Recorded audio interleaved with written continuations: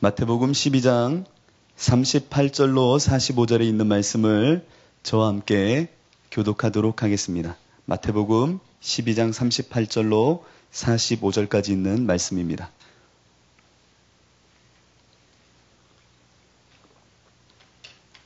찾으셨으면 저와 함께 교독하십니다. 그때의 서기관과 바리새인 중 몇 사람이 말하되 선생님이여 우리에게 표적 보여주시기를 원하나이다.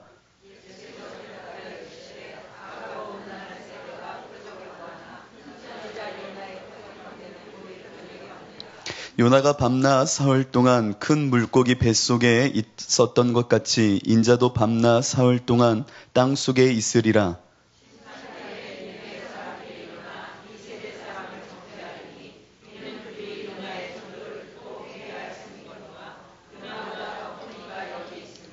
심판때에 남방 여왕이 일어나 이 세대 사람을 정죄하리니 이는 그가 솔로몬의 지혜로운 말을 들으려고 땅끝에서 왔음이거니와 솔로몬보다 더 큰 이가 여기 있느니라.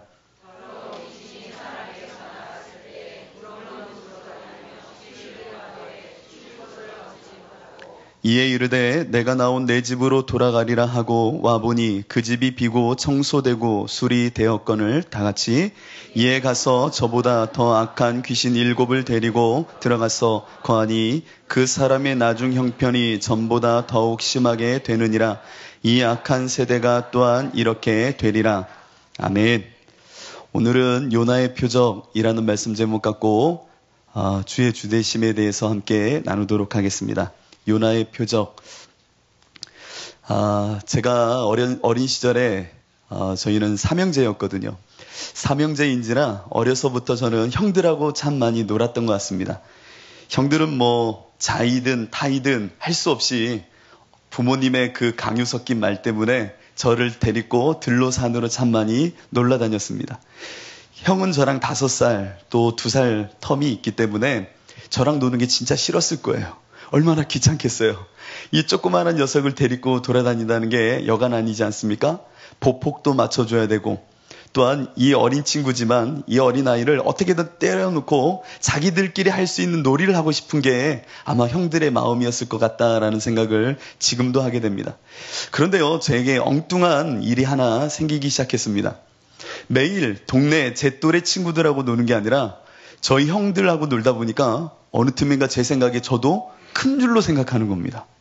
그러니까 제가 보고 있는 대상이 저희 형들이다 보니까 형들 친구들을 보다 보니까 나는 어린데 나는 5살 위에 나이를 갖고 있고 그 정도의 지적인 수준과 체격을 갖고 있다 생각하기 시작하는 겁니다. 엉뚱하죠? 그런데 놀다 보면 다 이렇게 됩니다. 그러다가 어느 날 대참사가 하나 일어나기 시작했습니다. 그건 바로 논을 이렇게 가다 보니까 시궁창이 있는 거예요. 시궁창이 있는데 형들이 야 뛰어 하면서 그 시궁창을 다 뛰어넘는데 저는 깜빡 잊었어요. 뭐를? 저는 5살 어린 꼬마라는 걸 잊은 겁니다. 그래서 저도 야 하고 뛰었는데 어떻게 됐겠습니까? 시궁창이 그냥 확 빠져버렸어요. 야, 시궁창에 빠지니까 빠져본 사람만 압니다. 냄새는요 역하고요. 뭐 이 화장실 냄새는 저리 가라는 정도로 굉장한 냄새에 푹 빠져버렸습니다. 그리고 나서 온몸이 젖은 상태로 울면서 집에 왔더니 엄마가 가까이 오지 말래요. 그러더니 호스가 딱 막 이렇게 뿌리셔서 이 시궁창문을 다 털어냈던 적이 있습니다. 참 엉뚱한 일이죠. 형들과 이렇게 관계하다가 보니까 저도 모르게 나는 형들과 똑같은 지적인 수준과 그 또래의 체격과 능력을 가진 줄로 착각해버린 겁니다. 여러분 이런 경우 있지 않습니까? 내 능력은 보잘것없는데 내가 어울리는 사람들이 능력이 있다 보니까 나도 모르게 능력 있는 줄 알고 이렇게 까불고 다니는 그런 시절이 아마 다 있으리라 생각합니다. 이것이 맞는 비유는 사실 아니지만 하나님과 우리의 관계도 한번 생각해 볼 필요가 있습니다. 하나님과 야고보서는 이 친밀함 너머에 누림의 관계까지 가야 된다라고 말합니다. 하나님과 사귀어 친밀해지고 그 친밀함 속에 하나님이 주시는 그 소산을 누릴 줄 아는 신앙의 성숙, 이거를 우리에게 말하고 있습니다. 그런데 한번 생각해 보십시오. 우리가 어찌 하나님과 친해질 수 있는 사람입니까? 그런 얼굴로 보고 계시면 제가 민망해집니다. 아니, 나랑은 정말 질적으로 다르실 뿐만 아니라 나를 만드셨고 창조하셨고 전지전능하신 하나님과 내가 사귄다고요? 관계한다고요? 하나님 이렇게 부르면 오신다고요? 이게요, 생각보다 정말 큰 간극입니다. 근데 우리 너무 쉽게 생각하죠. 그래서 당연히 임마누엘은 당연히 받아야 되고, 교회에 나오면 하나님이 예비한 은혜를 딱 준비하셨다가 뛰어와서 딱 펼쳐주셔야 될 걸로 흔히 생각을 합니다. 그런데 이렇게 하나님과 나름 관계를 맺다 보면 이상한 버릇이 하나 생깁니다. 그건 바로 내가 하나님과 관계한다는 이상한 생각 속에, 이게 잘못된 생각은 아닌데 하나님과 관계함 속에 십자가에 나를 못 박는 회개를 놓친 상태에서 나는 근사한 줄로 착각하고 있는 겁니다. 그러니까 나는 십자가에서 매일 주로 인하여만 하나님께 갈 수 있는 자임을 알아야 되는데, 화목케 하신 예수님을 통해서만 하나님과 연합한 자임을 내가 늘 깨달아야 되는데, 어느 틈엔가 이 예수를 그리스도로 고백하는 건 없이 그냥 당연히 하나님이 나에게 무엇이든 주고 나는 그럴 수준의 위치에 있는 신앙인이 됐다라고 착각하는 경우가 많아진다는 겁니다. 이것을 다른 말로 말하면은 십자가에서 내가 회개하며 죽어지는 자기 경험은 없는데요, 부활의 영광만을 사모하고 그 하나님만을 누리려고 하는 이상한 불균형의 신앙에 빠질 때가 곧, 그리고 종종, 그리고 왕왕 찾아오더라는 겁니다. 여러분의 신앙의 모습은 어떻습니까? 그래, 나 괜찮은 사람이야. 하나님과 관계하니까. 예수를 통해서 내가 하나님께 나아가고 연합하지. 맞습니다. 아멘입니다. 그런데 그 관계에서 내가 십자가를 버려버리면 우리 안에 교만과 우리 안에 예수가 그리스도 되심이 점점점 멀어지더라는 겁니다. 그리고 내 마음에 무엇만 남으냐면요, 종교의 외형과 함께 부활의 승리, 무언가 하나님이 나에게 주실 소산, 그리고 내 생활은 만사 형통, 이것만 남게 되는 어리석은 신앙의 모습을 갖게 되더라는 겁니다. 그래서 우리는 늘 이 감격 하나를 놓쳐서는 안 됩니다. 그건 바로 내가 예수로 인하여 구원함을 받았다 라고 하는 이 감격을 놓쳐서는 안 된다는 겁니다.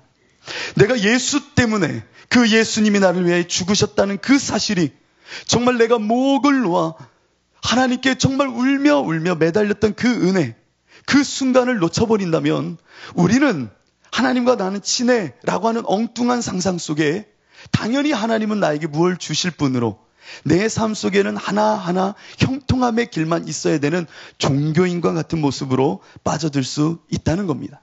이것을 조금 어려운 말로 하면, 인문학적 용어로 말하면 이카로스의 날개라고 말합니다. 좀 있어 보이지 않습니까? 이카로스의 날개. 이카로스의 날개라는 건 다른 것이 아닙니다. 미노스 왕이라는 사람이 있었는데 이 왕의 노여움을 사게 돼서 이카로스가 이 미로 속을 딱 처해지게 됩니다. 미로 속에 빠진 거예요. 그 모습을 너무나도 안타깝게 생각한 아버지가 밀랍, 초로 이 날개를 하나 만들어줍니다. 그러자 이 이카로스가 그 밀랍으로 된 날개를 갖고 막 날릅니다. 하늘 높이 나르다 보니까 너무 좋은 거예요. 이 미로는 이제 발 밑에 내려와 있고 저 높은 산은 내 눈 아래 있고 장애처럼 여기는 모든 것들이 별거 아닌 그냥 풍경처럼 보이기 시작하는 겁니다. 그러자 이 이카로스가 하나 발동하는 심리가 있었습니다. 그게 무엇이었냐면 저 하늘 높이 날아보고 싶은 겁니다. 그래서 이 밀랍 날개를 갖고 하늘로 계속 나르는 겁니다. 자기 꼴은 모르고, 이걸 꼴값 못한다고 그러거든요. 자기 꼴값 모르고 막 올라간 겁니다.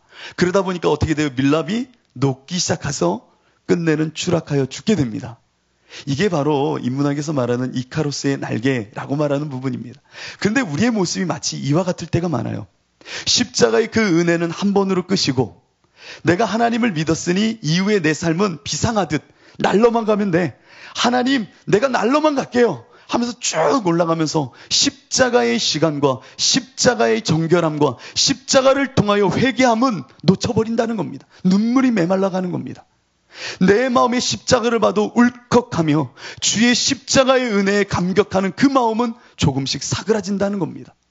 어느 틈엔가 저 십자가를 봐도 감동이 없고, 저 십자가를 봐도 나와 별 상관이 없어지며, 저 십자가를 봐도 내가 죽은 십자가라는 그 마음과 요동치는 성령의 감동과 성령의 탄식과 성령의 알가심은 죄에 의해 심판에 대한 말씀이 사그라지기 시작하는 그 순간 우리는 비상만 꿈꾸다 떨어지는 그런 어리석은 모습을 갖게 된다는 겁니다.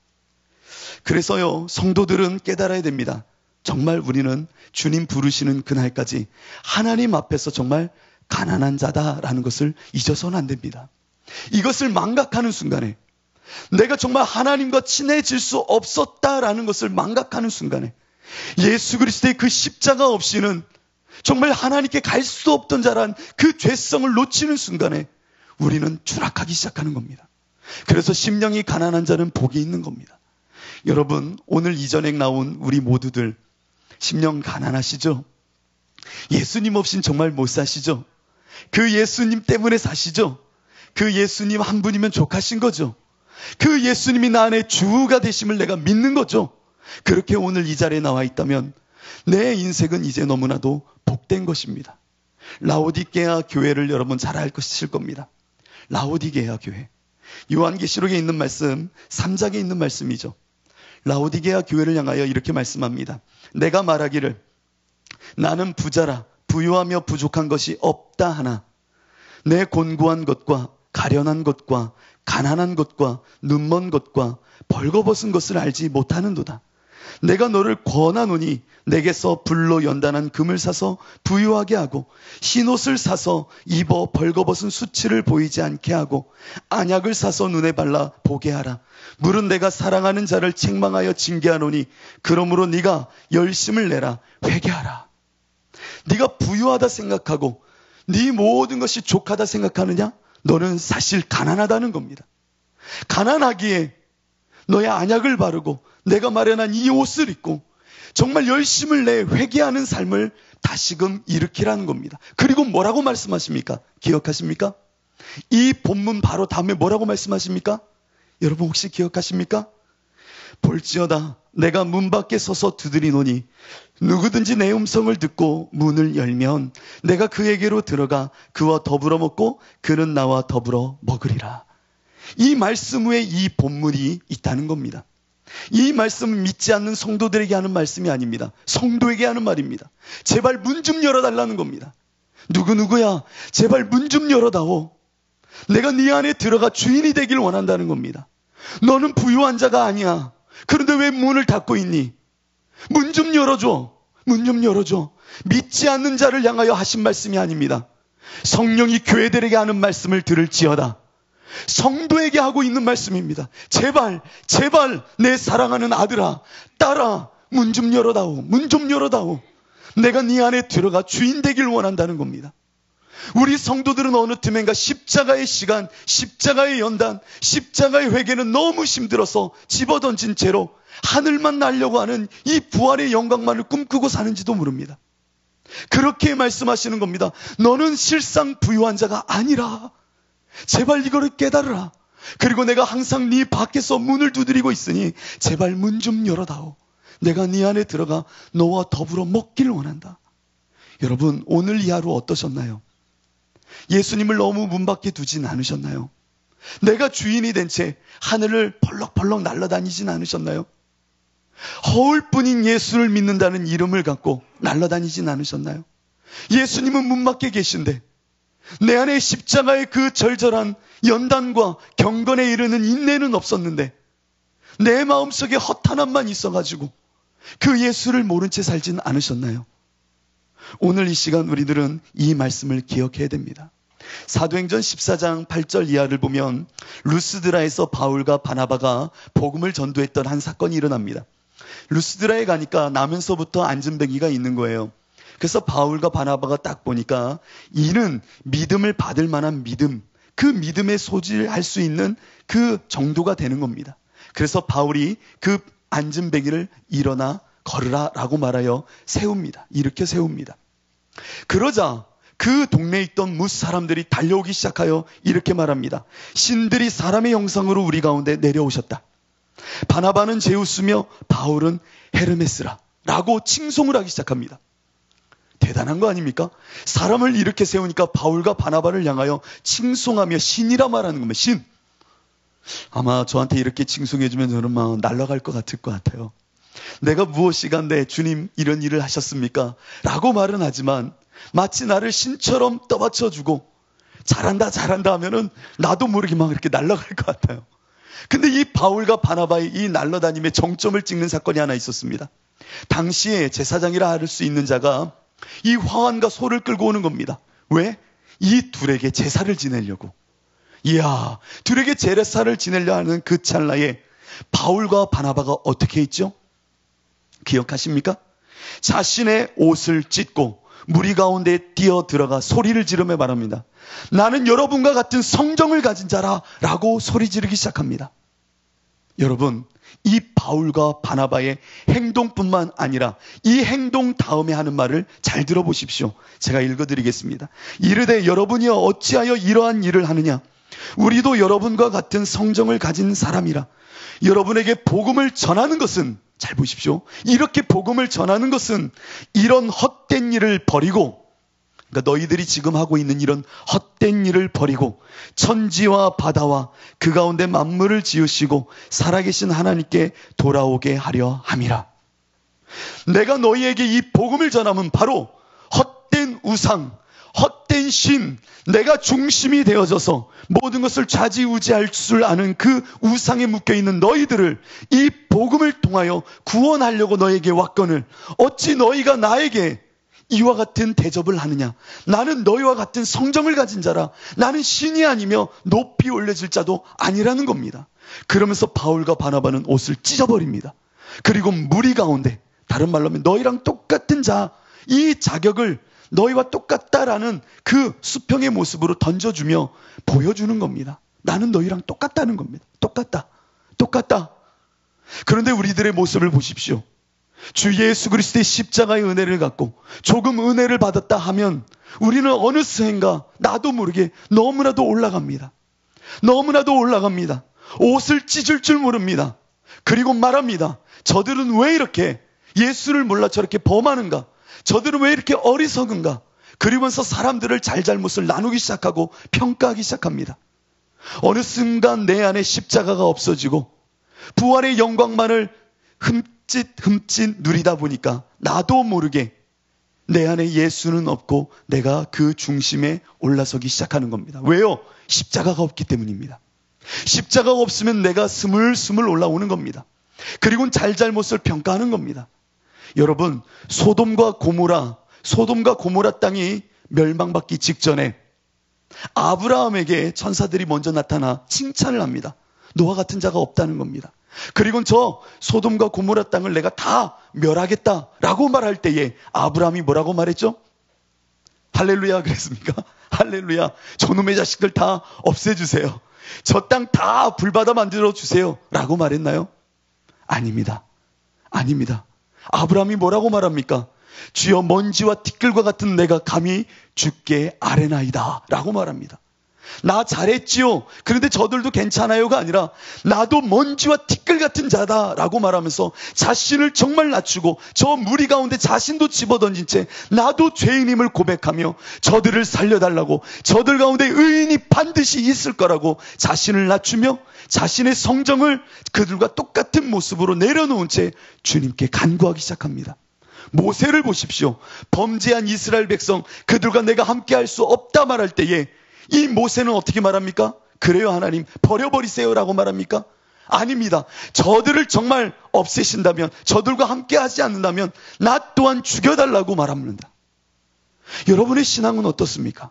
내 신앙은 어떻습니까? 십자가가 어디 갔나요? 회개의 눈물은 어디가 있나요? 이제 예수는 문 밖에 계셔도 되는 건가요?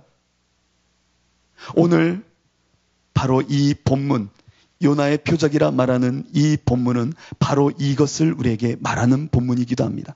바로 네 안에 누가 주인인지를 표적으로 보이라 라는 겁니다.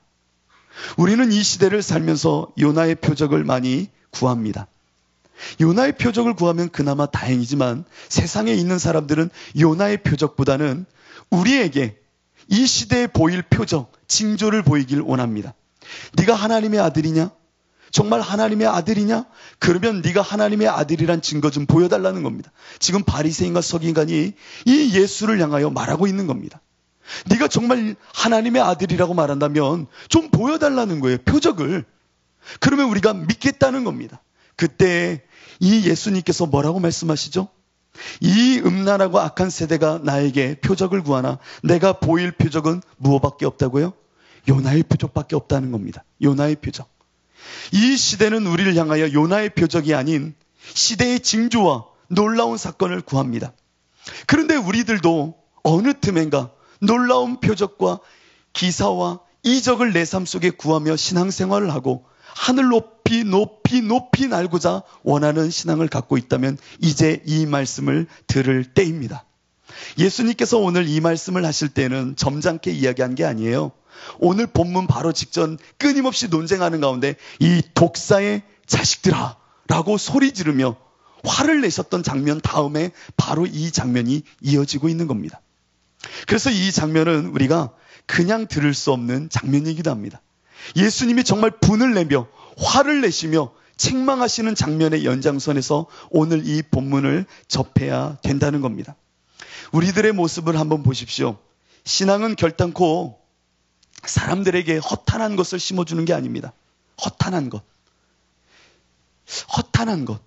하나님이 주신 말씀은 아닌데 신앙이라는 허울을 뒤집어 써서 내가 원하는 것을 만들어 놓으면 이것이 신앙인 줄 알고 살아간다면 우리는 허탄한 것에 빠지기 시작하는 겁니다. 누군가의 간증이, 누군가의 신앙 경험담이 나에게 복음처럼 다가와 그것에 빠져들고 그것이 나를 향한 하나님의 계획이며 말씀이라 생각한다면 오해하고 있는 겁니다. 하나님이 주신 말씀 맞습니까? 당신이 스스로 누군가의 이야기를 듣고 나도 그렇게 됐으면 하는 바람 속에 신앙이란 허울을 뒤집어 씌워놓고 그것을 믿고 추앙하고 그것을 따르고 있지는 않습니까? 이 모습을 다른 말로 하면 십자가는 없는 채 좋은 근사한 영광만을 꾸려놓고 나를 십자가에 못 박는 연단은 없는 채 하나님이 주실 거야 라는 막연한 복을 기대하는 마음속에 하나님 앞에 나와 주님 내가 이것을 기대하며 주님께 매달립니다. 주십시오 라고 말한다면 당신은 바로 베데스다 연못에 있었던 38년 병자된 그와 별반 다른 게 없는 사람이라는 겁니다. 오늘 우리 이 시간 기다리며 또한 기다릴 것이 있습니다. 그건 바로 하나님이 말씀하시기를 기다려야 되는 겁니다. 우리는 너무나도 앞섭니다. 누구보다요? 하나님보다. 그리고 누군가 주어졌던 그 이야기를 생각해서 내가 미래를 다 계획한 채 하나님을 끌고 오려고 합니다. 그러다 보니까 요나의 표적보다는 세상이 말하는 이적과 기사의 어떤 초월적인 놀라운 인생만을 꿈꿉니다. 말씀을 읽으면서도요. 일상 속에 나에게 보이시는 하나님의 놀라우신 사랑과 은혜와 의와 진리에 대해서는 볼 줄 모르고 이 말씀 속에 나에게 오늘은 어떤 간증을 주실까? 오늘은 어떤 놀라운 일을 나에게 행하실까? 이것을 기대하기 시작합니다. 어느 틈인가 성경 말씀이 하나님의 말씀이 아닌 주술서가 되고 있다는 겁니다. 나에게 오늘은 어떤 복을 줄까? 오늘은 나에게 어떤 신묘한 일이 펼쳐질까? 여러분, 하나님이 주신 복음을 허탄한 신화로 만들지 마십시오. 여러분 안에 십자가가 없다면 바로 이 허탄한 신화에 빠져들고 있다는 겁니다. 오늘 본문의 말씀은 요나의 표적에 집중되어져 있습니다. 요나의 표적. 이 시대에 내가 너희에게 보일 표적은 요나의 표적밖에 없다. 다른 말로 하면 내가 죽어지는 것이, 내가 죽는 것이 이 세대에 보일 유일한 표적이라는 겁니다. 너희들이 하나님의 아들이라면 무언가 근사한 일을 기대하느냐? 내가 너에게 보일 표적은 내가 죽어 부활하는 이 사건. 이것 외에는 이 시대에 내가 보일 표적은 없다라고 예수님이 명확하게 잘라 말하십니다. 그런데 왜 우리는 그 예수님을 믿으면서 요나의 표적보다는 오병이어의 표적을 혹은 병 낫는 표적을 혹은 부가 쌓이는 표적을 왜 이리도 우리는 갈망하는 걸까요? 오늘 예수님은 바리새인과 서기관을 향하여 독사의 자식이라 말한 후에 이 표적을 말하고 계시다는 겁니다. 우리는 그 예수님의 심정을 놓쳐서는 안 됩니다. 놓쳐서는 안 됩니다. 오늘 본문을 잘 보십시오. 오늘 본문을 잘 보면은 이 본문 다음에 어떤 사건이 기록되어 있냐면 이 귀신의 이야기가 하나 등장합니다. 맞습니까? 이 요나의 표적 다음에 귀신 사건이 하나 등장합니다. 근데 이것을 별개로 놓고 볼 것이 아니라 이 허탄한 신화에 빠져 있다라는 것이 무엇인지를 우리가 알면 이 다음 구절인 귀신이 나갔다가 청소되어지고 빈 그곳에 다시 돌아왔을 때 아무도 없는 것을 보아 7 귀신을 다시금 데리고 왔다라고 하는 이 본문이 이해되기 시작할 겁니다. 정말 이 본문 배열은 맞지 않는 것 같아요. 그렇지 않습니까? 이 시대에 내가 너에게 보일 표적은 요나의 표적이다 말하시곤 왜 귀신 이야기를 하셨을까요? 여러분 궁금하지 않으셨습니까? 아니 궁금하지 않으세요? 그냥 따로 놓고 보면 그래 내가 정결하게 된 이후에도 조심하지 않으면 7 귀신을 더 데리고 와 이전보다 형편이 악화되지 라고 끝날 수 있는 본문이에요. 하지만 요나의 표적과 이 사건은 함께 읽혀져야 되는 겁니다. 이 말을 정리하면 바리새인과 서기관은 스스로 율법을 행함 속에 스스로 중심의 자신이 주인이 되어서 하나님의 율법을 좌지우지하는 가운데 스스로 정결함으로 스스로 자신의 모습을 성결함으로 만드는 나름의 행위는 했는지 몰라요. 그러나 그 가운데 한 가지가 없다는 얘기입니다. 뭐요? 그 집이 비어있다는 겁니다. 오늘 본문을 잘 보십시오. 그 집이 비어있으므로 뭐함으로요? 비어있으므로 이 마음의 권자의 주인된 것이 아무것도 없으므로 그래서 귀신들이 7 귀신을 다시금 데리고 와 이전보다 더 악한 삶으로 이를 이끌기 시작했다는 겁니다. 이 말을 바꾸면 이 바리새인과 서기관과 같이 자기가 중심이 되어 율법을 지켜 행하고 그것을 의롭다 말하는 인생을 살면요 자신은 좀 비어지고 깨끗해지는지 몰라요. 그러나 무엇이 스물스물 올라오는지 아십니까? 바로 자기가 올라옵니다. 자기의. 내 의가 올라오면 잘잘못을 평가하기 시작합니다. 나는 이렇게 사는데 저 사람은 왜 저래? 저 사람은 왜 저렇게 사는 거야? 라고 하고 평가하기 시작합니다. 왜입니까? 이와 같이 바리새인과 서기관은 자기의 빈 곳을 예수로 은혜로 채울 줄 모른다는 겁니다.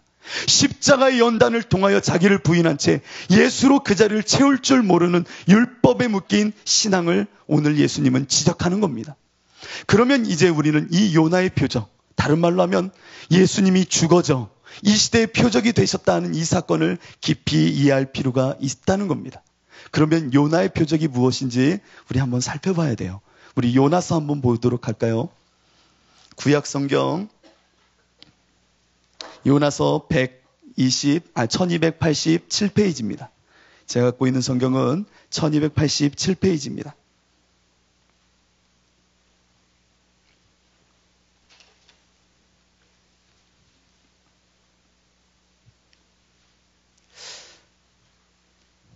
요나서 딱 펴놓고요. 저와 함께 이제 요나의 표적, 왜 요나의 표적을 말씀하고 계셨는지를 함께 살펴보겠습니다. 예수님께서는 내가 너에게 보일 표적은 내가 죽는 것, 십자가에 죽는 것, 그것만이 내가 이 세대에 보일 표적이다 라고 말씀하십니다. 그런데 이 요나의 표적이 바로 이 예수님의 예언과 같이 우리 앞에 이해되어질 본문을 우리가 알고 있어야 예수님의 표적이라는 것을 우리가 사모하며 그 흔적을 우리가 가져야겠다라는 그 마음을 갖게 됩니다. 요나서를 보면은 하나님께서 이제 니느웨, 저 죽어가는 니느웨를 살리고자 요나를 보냅니다. 요나를 보낼 때에 이 요나는 그 하나님의 말씀을 따라 순종합니까? 순종하지 않습니다. 1장 2절을 볼까요? 너는 일어나 저 큰 성읍 니느웨로 가서 그것을 향하여 외치라. 그 악독이 내 앞에 상달되었음이니라 하시니라. 그러나 요나가 여호와의 얼굴을 피하려고 일어나 다시스로 도망하려 하여 욥바로 내려갔더니 마침 다시스로 가는 배를 만난지라. 여호와의 얼굴을 피하여 그들과 함께 다시스로 가려고 뱃삭을 주고 배에 올랐더라. 한번 보십시오. 요나는 하나님의 말씀이 있었지만 하나님의 얼굴을 피하여 자신이 원하는 바 저 니느웨로 달려갑니다. 근데 니느웨로 갈 때에 참 재밌는 사건이 하나 발생해요. 바로 2절 끝자락 정도에 볼까요? 3장 끝자락 정도에 마침이라고 말합니다. 마침 다시스로 가는 배를 만난지라라고 3절 하반에는 기록되어 있습니다. 여러분 한번 보십시오. 이 요나가요, 북과 남으로 갈라진 이스라엘 땅에서 저 니느웨는 우리에게 위협이 되는 민족이었습니다. 그래서 그 땅에 가 이방 민족에게 복음을 전한다는 것, 하나님의 회개를 선포한다는 건 좀처럼 이해가 되지 않는 겁니다. 내 이해 속에, 내 마음의 향방 속에 좀처럼 저 니느웨 땅으로 가고 싶지가 않은 겁니다. 그래서 이건 하나님의 뜻이 아니겠지 하고 저 다시스로, 니느웨로 가기보다 다시스로 가려고 요바로 내려갔을 때 마침 배가 있는 겁니다. 이야, 마침 배가 있는 겁니다. 이야, 우연치곤 기가 막힌 겁니다. 그래서 이 요나는 이런 마음을 가졌을 거예요. 봐봐, 이건 하나님의 뜻이 아니야. 봐봐, 왔더니 배가 있을 리가 없는데 배가 있잖아. 그래서 바로 배에 올라타기 시작합니다. 여러분, 내 안에 십자가가 없고 내 안에 내가 중심이 되기 시작하면 바로 이런 허탄함에 빠지기 시작합니다. 하나님의 말씀을 분별할지 모른 채 일상의 우연, 일상의 소소한 어떠한 초월적인 어떤 것을 기대하다가 봐봐, 이것이 하나님의 뜻이야, 이것이 하나님이 나를 향하여 말씀하시는 거야 라고 스스로 허탄한 것을 주님의 말씀인 줄, 성령이 말씀하신 것 줄로 스스로 생각하며 그걸 따르기 시작합니다. 오늘 요나는 이와 같은 모습 속에 저 하나님의 땅 니느웨로 가야 될 사람이 다시스, 성공을 약속하는 땅, 소명지가 아닌 성공지를 향하여 자기 마음을 부풀려 떠나기 시작하더라는 겁니다. 이 떠날 때에 하나님께서는 그냥 놔두십니까? 그냥 놔두시지 않습니다. 폭풍을 준비하셔서 이 요나를 배로 하여금 힘든 여정을 겪게 하십니다. 그러자 사람들이 말합니다. 누구의 죄악으로 인하여 우리가 여기서 다 죽게 되는가? 그리고 제비를 뽑았을 때 누가 걸리죠? 요나가 뽑힙니다. 그래서 요나를 물속에 집어던지고 그 요나는 이제 큰 물고기의 입속에 들어가게 됩니다. 여러분, 이 장면을 여러분 보면서 무슨 마음이 드십니까? 내 인생 가운데 나는 무엇을 향하여 달려가는지를 한번 보아야 됩니다. 그리고 누가 주인이 되어 달려가고 있는지를 보아야 됩니다. 내가 주인이 되면 우연을 가장한 하나님의 허탄함을 만들어내어 내가 그것을 신앙하며 추구합니다. 내가 주인이기 때문에 내가 원하는 바 신앙을 만들어낸다고요. 그래서 우연을 가장해 하나님의 뜻이 아니야, 봐봐 배도 있잖아 라고 말하며 그 땅을 향해 달려가는 이상한 신앙을 만들어냅니다. 제가 신학교 때 너무 힘든 거예요. 신학교 때 너무 힘든 시절을 보낼 때에 이런 생각은 하나 있습니다. 만약에 누가 나한테 기도원 가라고 하면 정말 난 기도원 갈 거야. 그것도 그냥 가라고 하면 안 되고 근사한 어떠한 환경 속에 누가 나에게 다가와서 너 기도원 가, 그러면 응답이 있을 거야 라고 말하면은 왠지 가고 싶은 마음이 들 것 같은 거예요. 그리고 나서는 교회에 와서 청소를 하는데, 잘 보십시오, 청소를 하는데 종이 한 장을 제가 줍게 됩니다. 종이 한 장을 딱 주었는데 이게 웬일입니까? 한월산 기도원 소식지인 겁니다. 한월산 기도원. 여러분, 무슨 생각을 제가 가졌을까요?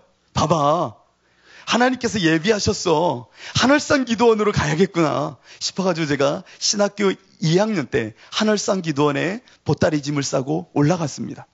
그리고 정말 열심히 기도를 했어요. 은혜가 있었을까요? 아니요, 은혜가 전혀 없더라고요. 아주 하나도 없더라고요. 그래서 제가 하나님께 원망을 했어요. 아니, 그 쪽지 청소하다 발견하게 했으면 근사한 어떤 일을 마련해 주셔야지, 이게 뭡니까 하나님? 그러자 그 말에 대해서도 하나님은 아무 말씀이 없으시더라고요. 나 혼자 생각한 겁니다. 나 혼자 우연을 가장해서 하나님께서 주신 섭리라 말하며 그것을 허탄하게 쫓고 내가 중심이 되어져서 연단하며 십자가에서 주님을 만날 생각은 없이 그냥 그 허울 좋은 신앙이란 이름 속에 내 인생을 던져버렸다는 겁니다. 이것이 우리 가운데 얼마나 많은지 모릅니다. 얼마나 많은지 모릅니다. 하나님은 이와 같은 이 요나를 물고기를 준비하여 확 삼켜버립니다. 그 삼켜버린 장면 속에 이제 요나의 표적이 갖고 있는 표적의 중심 내용을 볼 줄 알아야 됩니다. 2장으로 가볼까요? 2장을 보면은 이제 요나가 물고기 뱃속에 들어가 기도하기 시작하는 장면이 나옵니다. 2장 2절을 보면 내가 받는 고난으로 말미암아 여호와께 불러 아뢰었더니 주께서 내게 대답하셨고 내가 스올의 뱃속에서 부르짖었더니 주께서 내 음성을 들으셨나이다 라고 고백을 합니다. 이제 요나의 표적이 무언지를 요나의 기도를 통해 우리는 살펴보는 겁니다. 요나의 표적이 구체적으로 무엇인가? 죽는 것? 그래, 죽는 건데 무엇이 죽냐? 이겁니다. 요나의 표적이 예수님의 죽음을 상징하는 것인 이 예언이라면 그것이 정말 구체적으로 무엇인지 이 기도문이 밝히 보이고 있다는 겁니다. 요나가 말하죠. 스올의 뱃속에서 나는 부르짖었다는 겁니다. 스올의 뱃속. 이 요나의 표적은 다른 말로 하면 내가 죽어지되 저 십자가에서 저 스올의 뱃속에 내려가기까지 죽어지는 경험입니다. 내가 정말 죽어진다는 것은 추상적으로 죽는 게 아닙니다. 정말 예수와 함께 죽는다는 것은 처참할 정도로 내가 저 스올의 뱃속, 저 어둠, 저 시궁창같이 느껴지는 이 물고기 뱃속의 그 깜깜함과 물고기 뱃속의 악취와 참을 수 없는 이 소아에게 온몸이 덕지덕지 붙어있는 모습 속에 정말 아무것도 볼 수 없는 가운데 나는 이제 죽었구나라고 하는 완전한 죽음을 상징하는 겁니다. 여러분, 예수님과 죽는다는 것은 그냥 죽는 게 아닙니다. 요나의 표적, 예수의 표적이 내 안에 있다는 것은 그냥 쉽게 되는 것이 아닙니다. 정말 내가 십자가에 예수와 함께 죽어지는 십자가의 흔적을 갖는다는 것은 그냥 말로 되는 것이 아닙니다. 엘리 엘리 라마 사박다니, 나의 하나님 어찌하여 나를 버리시나이까 라고 외치시던 그 예수님의 절규처럼 진짜 내가 죽어지는 겁니다. 요나의 표적은 내 안에 심겨져 있습니까? 정말 예수 때문에 내가 십자가의 그분과 함께 죽어지는 그 영혼의 어두운 밤을 건넌 적이 있으셨습니까? 내 흔적이 그것을 담고 있어야 됩니다. 내가 주와 함께 죽어지는 온전한 죽음, 정말 예수로 인하여 내가 죽어졌던 그 경험, 예수님이 아니면 안 되었던 그 경험, 저 생명의 땅을 울부짖으며 이 죽음의 땅에서 나를 살려달라고 애곡했던 그 울부짖음, 그 흔적이 여러분 있습니까? 수월의 울부짖음이 내 안에 있냐는 얘기입니다. 요나의 표적은 그냥 얻어지는 것이 아니라 정말 내가 죽어지는 경험이라는 겁니다. 두 번째로 오늘 본문 3절과 4절을 보십시오. 주께서 나를 깊음 속 바다 가운데에 던지셨으므로 큰 물이 나를 둘렀고 주의 파도와 큰 물결이 다 내 위에 넘쳤나이다. 내가 말하기를 내가 주의 목전에서 쫓겨났을지라도 다시 주의 성전을 바라보겠나이다 하였나이다. 이 기도를 한번 잘 보십시오. 그 수올의 뱃속, 그리고 그 풍랑과 억압과 이 무시할 수 없는 파도 속에 내 인생이 망가지듯 휩쓸리고 아파하고 역경을 겪는 그 가운데 이 요나가 무엇을 보고 있죠? 주의 성전을 보고 있다는 겁니다. 거룩을 보고 있다는 겁니다. 세상의 이 속됨과 세상의 허무와 세상의 아픔을 경험하는 이 요나가 이 파도에 거친 세상의 물결에 속됨의 인생에 묶여 살던 이 요나가 죽어짐 속에 무엇을 본다고요? 거룩함을 보더라는 겁니다. 거룩함. 예수의 표적, 이 요나의 표적을 갖는다는 것은 내 안에 이 세상의 헛됨을 버리고 거룩한 하나님을 바라보는 흔적이 생기는 겁니다. 여러분, 이 요나의 표적이 있으십니까? 정말 내가 예수와 함께 죽어졌기에 이제 세상 헛된 것을 버리고 내가 주인이 되지 않고 저 거룩하심을 바라보며 거룩한 그분이 내 안에 오시기만을 갈망하는 이 열정이, 이 표적이 여러분 안에 있습니까? 여러분은 시대의 표적입니다. 이 시대에 무슨 표적을 여러분 보이시겠습니까? 내가 예수를 믿는 증거를 무엇으로 보이겠습니까? 돈이요? 명예요? 세상 자랑이요? 예수 믿으면 나처럼 이렇게 돈이 많아져? 자녀가 잘 돼? 아니요. 내가 이 세대에 보일 표적 또한 예수 그리스도의 십자가의 흔적, 요나의 표적밖에 없음을 우리는 깨달아야 됩니다. 내 속사람이 변화된 것만큼 더 큰 변화가 어디 있겠습니까? 세상이 변한 것보다 내가 변화된 것만큼 더 놀라운 사건이 어디 있겠습니까? 예수를 만나 세상의 거친 풍랑에 이 속됨을 십자가에 못 박아버리고 이제는 저 성전을 바라보는 거룩한 눈이 떼어진 영적인 생명이 열린 자, 이것만큼 요나의 표적이 확고한, 시대의 표적이 확고한 인생이 어디 있겠습니까? 우리는 무슨 표적을 기대하며 삽니까? 요나는 이 표적의 상징이라는 겁니다. 마지막입니다. 요나의 표적의 마지막을 한번 잘 보십시오. 5절부터 저와 함께 잘 보시는데 물속 깊이 어디까지 추락하는지 한번 보십시오. 어디까지 내려가는지 한번 보겠습니다. 물이 나를 영혼까지 둘러싸우며 기쁨이 나를 애워싸고 바다풀이 내 머리를 감쌌나이다. 내가 산의 뿌리까지 내려가 싸우며 땅이 그 빗장으로 나를 오래도록 막아 싸우나 나의 하나님 여호와여 주께서 내 생명을 구덩이에서 건지셨나이다. 내 영혼이 내 속에 피곤할 때에 내가 여호와를 생각하였더니 내 기도가 주께 이르러 싸우며 주의 성전에 미쳤나이다. 한번 보십시오. 이 물수면으로부터 정말 산의 뿌리까지 내려가고요. 뿌리 아래에서 이 산의 뿌리가 맞닿은 지면의 그 빗장까지 물속 깊은 곳으로 침잠해버립니다. 가장 밑바닥까지 내려갔다는 겁니다. 스올의 뱃속이 있는 그 가장 밑까지 내려간 이 요나가 무엇을 보고 있습니까? 무엇을 보고 있죠? 가장 높으신 주의 성전을 바라본다는 겁니다. 요나의 표적이라는 것이 무엇입니까? 가장 낮은 곳에서 가장 높으신 하나님을 갈망하는 것. 가장 내가 죽어진 그 자리에서 가장 높으신 하나님을 사랑하게 되는 겁니다. 이것이 놀라운 표적입니다. 내가 죽어지는 그 가장 깊은 곳에서 가장 높으신 주의 사랑을 흠모하게 되더라는 겁니다. 여러분, 시대의 표적은 다른 것이 아닙니다.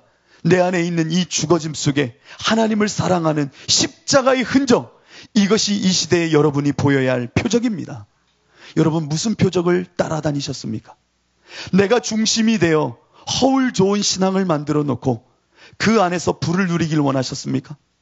내가 어느 틈인가 예수가 없는, 십자가가 없는 내 삶 속에 주인이 되어서 하나님을 나를 위한 어떠한 도구로 삼아 좌지우지 끌고 다니신다면 여러분은 스스로 주인 되어 사는 겁니다. 허탄함을 쫓고 있는 겁니다. 오직 요나의 표적은 나는 완전히 죽어진 그 가운데 가장 높은 하나님을 사랑하는 역사가 요나의 표적이라는 겁니다. 이르면 시대를 향하여 이제 여러분 요나의 표적을 갖고 사십시오. 요나의 표적을 갖고 살아야 됩니다. 이 흔적만 갖고 있는 것이 아니라 이제 이 요나의 표적, 내가 주와 함께 죽고 주와 함께 산 이 십자가의 흔적이 여러분 있잖아요. 없으십니까? 이 십자가의 흔적이 있잖아요. 그러면 이 십자가를 보면 볼 때마다 내가 주인 되려고 하는 이 습성을 십자가에 못 박아 오직 예수만 주인 되도록 여러분을 보아야 됩니다. 내 안에 예수 외에 다른 것이 주인 되고자 하면 이것을 다 못 박아버려야 되는 겁니다. 요나의 표적이 있다면서요. 스올의 뱃속에서 완전히 죽어졌다면서요.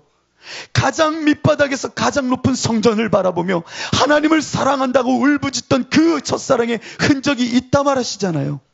그렇다면 내 안에 오직 예수만 있어야 되는 겁니다. 이 예수님만 내 안에 표적으로 이 시대에 드러나야 된다는 겁니다. 어느 날 저는 한 간증을 보고 참 웃었던 기억이 납니다.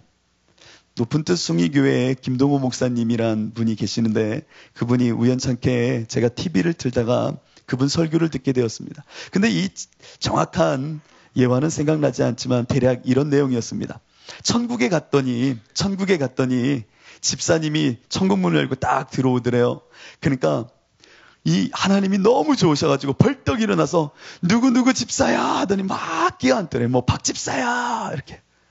조금 있다가 장로님이 천국문을 딱 열고 들어왔대요. 그랬더니 하나님이 자리에서 딱 일어나시더니 이 장로 왔니? 그러더니 이렇게 안녕 그러시더래요. 그리고 나서 김동호 목사님이 문을 딱 열고 딱 들어왔더니 하나님이 꿈쩍도 안 하시고 왔니? 그러시더래요. 그러니까 김동호 목사님이 이런 간증을 해요. 하나님 서운합니다. 왜 아까는 벌떡 일어나서 뛰어와서 안아주시고 또 자리에서 일어나서 손을 흔들더니 내가 오니까 그냥 앉아 계세요. 그랬더니 하나님이 이렇게 말씀하시더라는 거예요. 내가 일어나면 너는 항상 내 자리 노려서 내가 불안해. 불안해서 내가 일어날 수가 없어. 그러시더래요. 이게 우스갯소리로 하는 이야기지만 그 목회 철학을 거기에 담고 계시더라고요. 내가 주인 되는 순간, 하나님의 자리를 내가 탐하는 순간 나는 망한다는 겁니다.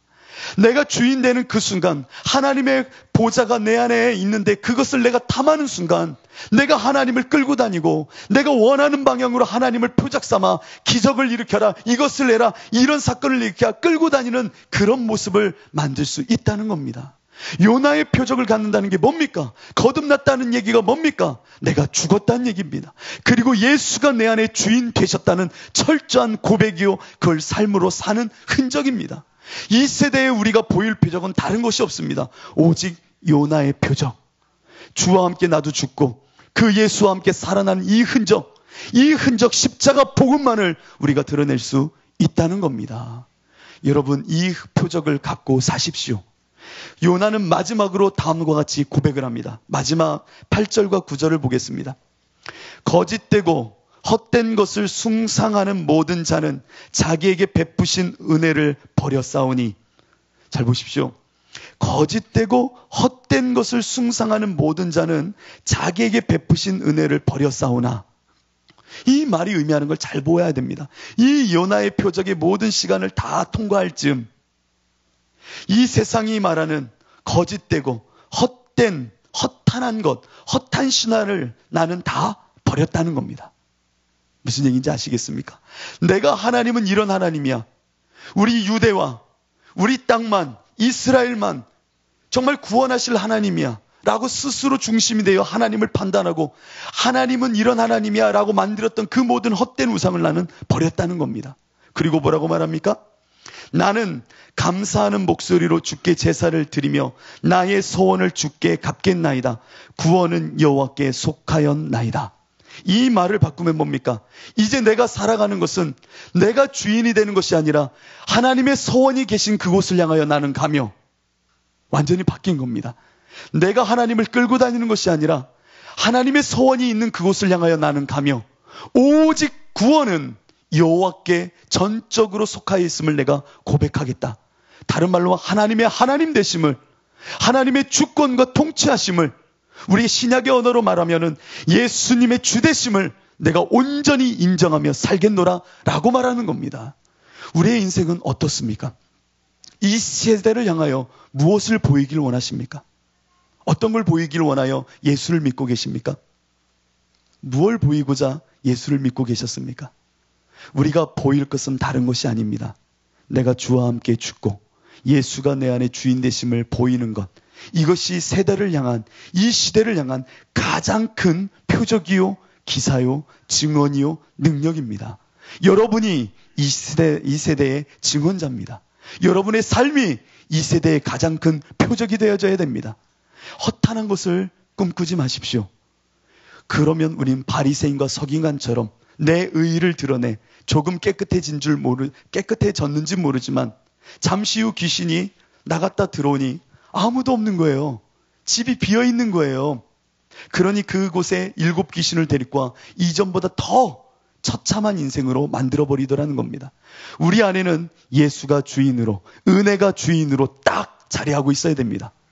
그냥 율법적인 신앙의 종교 생활로 조금 깨끗해지고 십자가는 가끔 보면 눈물 흘리는 그 정도로 조금 정화시키는 것이 아니라 매 순간 예수와 함께 죽어 내 자리에, 내 권자에는 오직 예수만 그리스도로 살아계셔야 되는 겁니다. 그래야 악한 귀신이 다시금 왔어도 그 예수가 계심으로 떠나가는 겁니다.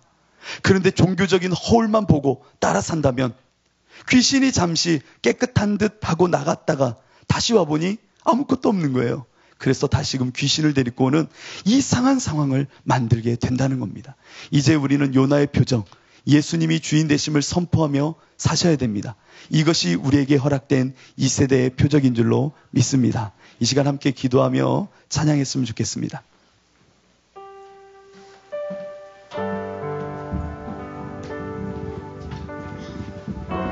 내가 주인 삼은 모든 것을 내려놓길 원합니다. 내 주 대신 앞에 다른 그 어떤 것도 없길 원합니다. 내가 주와 함께 십자가에 죽었으니 정말 주님이 이제 내 안에 주인 되셔야지요. 그 주님이 나의 영원한 구원자가 되셔야지요. 다른 무엇이 왜 내 안에 자꾸 들어옵니까? 허탄함을 왜 이렇게 추구합니까? 주가 주신 것이 아닌데도 왜 이렇게 그것을 목매달아 구하십니까? 이제 하나님보다 앞서지 마십시오. 주님보다 앞서지 마십시오. 나는 영원히 요나의 표정, 십자가의 흔적을 갖고 절뚝거릴 사람이지 예수님을 끌고 다닐 사람이 아닙니다. 내 안의 표정, 이 요나의 표정만 자랑하십시오. 이것만 즐거워하십시오. 이것이 이 세대를 향한 여러분을 모습이요 하나님의 기대이십니다. 우리 이 찬양 부르시고 같이 기도하겠습니다. 내가 주인 삼은 모든 것 내려놓고 내 주 대신 주 앞에 나가 내가 사랑했던 모든 것 내려놓고 주님만 사랑해